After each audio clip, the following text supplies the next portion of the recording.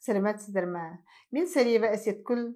Осы 30 жылдағы емдеген емдерімге және неше түрлі тибеттік тәсілменен үйренген рецепттерімді бұл жолғы видеода сол тәжірибемне келетін адам өмірінде кездесетін неше түрлі ауруларға керекті рецепттер туралы айтқым келіп отыр.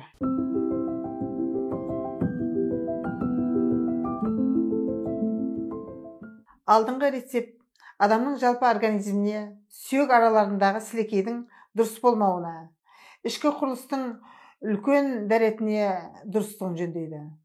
Ал бұл айтылған өзгерістер жөнделген соң қан айналымы да дұрысталады.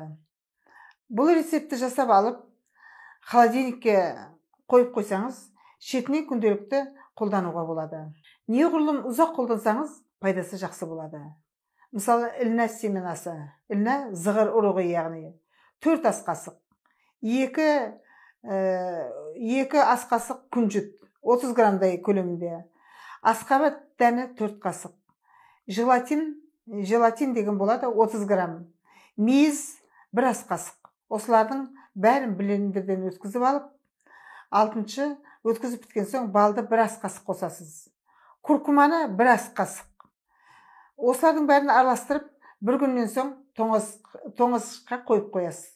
Содан кейін күнделікті ертеңгісін 1 ас қасық жейсіз. Әрі бұл тамақ сияқты. Тамақ іздемейсіз. Әрі өз витамині өзінде бар.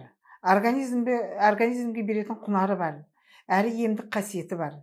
6 ай ма, 1 жыл ма тамақ орнына қолдана бересіз. Тіптен қолдана берсеңіз де болады.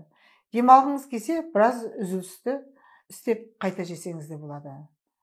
Енді шаштың түсуіне адам организміндегі витаминнің жетіспеушілігінен болатынын әрқайсымыз білеміз. Тіптен кей кісілер кальцийдің шамадан тыс көп ішіп қойса да шаштың түбіне зияны тиеді. Шаш түседі яғни. Шашты күту үлкен жұмыс. Аптасына 1 рет касторовый майды жағып 3 сағатқа орап қойып, уақыт болғанда ыстық сумен жуып тастауға болады. Тері күймейтіндей етіп. Өйткені касторовый май өте майлы болады. 1 литр банкіге пияздың қабығын, яғни шелуха, нығыздап салып, үстіне арақ құйып, арақ көп кетпейді өзі нығыздап салғаннан кейін. Арақ құйған соң дүкендегі гвоздиканың 1 пачкасын салып, қараңғы жерге ішіндегілерін араластырып қойып қойсаңыздар болады. 10 күннен соң шашыңызды тазалап жуып алып, түбіне дейін әлгі қоспаның суын жағып қойыңыз. Жаққан соң пленканы кигізіп, орамалмен сыртын жылылап орап тастаңыз.